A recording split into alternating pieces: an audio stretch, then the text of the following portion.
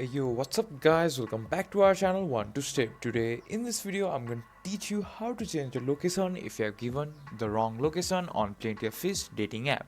Now first of all, open your web browser and type in www.pof.com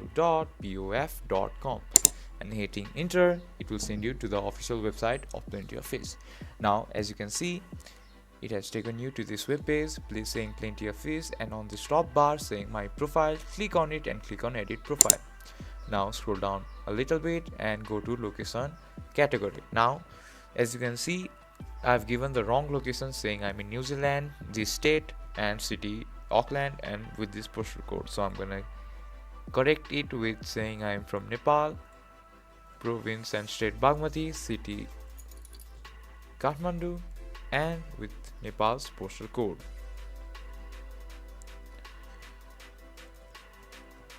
And scroll down a little bit to the very end and click on save changes, and as you can see, you have changed your location on Plenty of Fish dating app.